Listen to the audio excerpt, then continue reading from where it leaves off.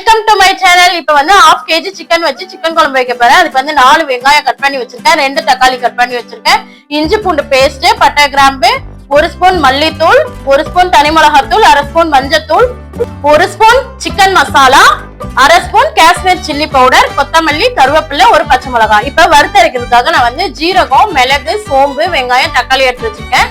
இதையெல்லாம் நல்லா வறுத்து எடுத்துக்கிறேன். இப்ப இத நல்லா ஆறனோட ஒரு மிக்ஸி ஜார்ல போட்டு அரைச்சு எடுத்துக்கலாம். அடுத்தது கடாயில தேவையான அளவு எண்ணெய் போட்டு குழம்புக்கு தாளிச்சுக்கலாம். இப்ப வந்து எண்ணெய் நல்லா சூடேறினோட பட்டை கிராம்பு போட்டுக்கலாம்.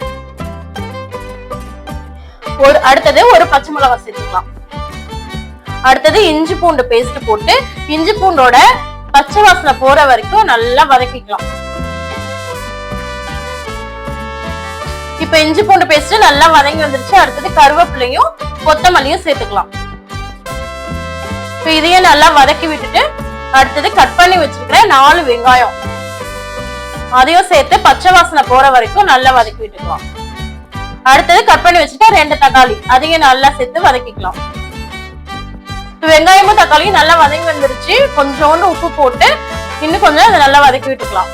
அடுத்தது நான் வந்து மூடி வச்சிட போறேன். ஒரு 10 நிமிஷம் கழிச்சு ஓபன் பண்ணி பார்த்தோம்னா இது மாதிரி வெங்காய தக்காளி நல்லா வதங்கி இருக்கும்.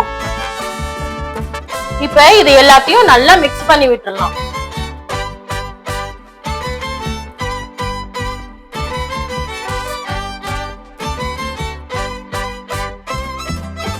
இப்ப வெங்காய தக்காளியோட இந்த ஸ்டேஜ்ல சிக்கனை எல்லாத்தையும் சேர்த்து நல்லா வதக்கி விட்டுக்கலாம்.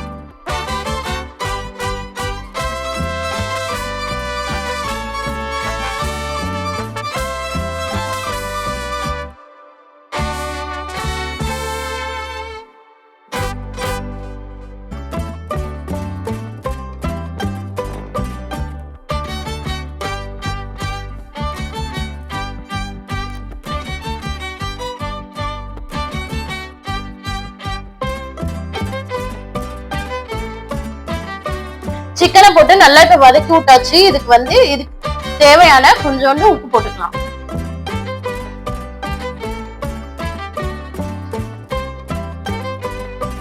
உப்பு போட்டுட்டு இப்ப எல்லாத்தையும் மிக்ஸ் பண்ணி நல்லா வதக்கி விடலாம்.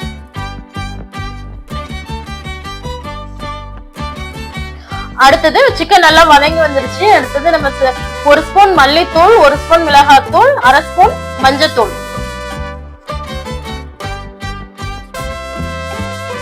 அதையும் போட்டுட்டு 1 ஸ்பூன் சிக்கன் மசாலா, அடுத்து காஷ்மீர் சில்லி பவுடர் அதையும் போட்டுட்டு இந்த மசாலாவோட பச்சை வாசனை போற வரைக்கும் நல்லா வதக்கி விடலாம்.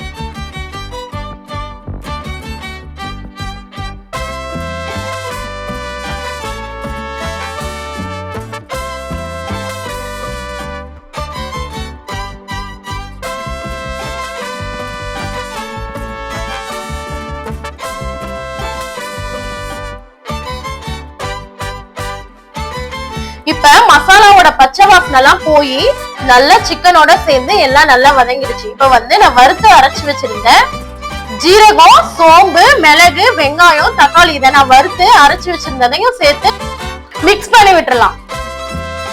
இப்ப குழம்புக்கு தேவையான தண்ணி போட்டுக்கலாம். குழம்புக்கு தேவையான தண்ணி ஊத்துனதுக்கு அப்புறம் நல்ல குழம்பு வந்து கொதிச்சு வரணும்.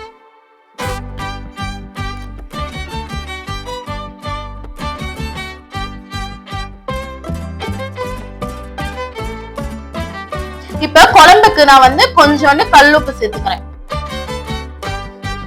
அடுத்தது இப்ப வந்து நம்ம க்ளோஸ் பண்ணி வச்சிடலாம். 10 நிமிஷம் கழிச்சு ஓபன் பண்ணி பார்த்தா குழம்பு வந்து இது மாதிரி நல்லா கொதிச்சு நம்ம தாளிக்கிறதுக்கு போட்ட எண்ணெயெல்லாம் நல்லா பிரிஞ்சு மேல வந்திருக்கும். இப்ப சிக்கன் குழம்பு ரெடி ஆயிடுச்சு. இந்த வீடியோ உங்களுக்கு பிடிச்சிருந்துச்சுன்னா லைக் பண்ணுங்க, ஷேர் பண்ணுங்க, கமெண்ட் பண்ணுங்க, நம்ம சேனலை சப்ஸ்கிரைப் பண்ணுங்க. தேங்க்யூ.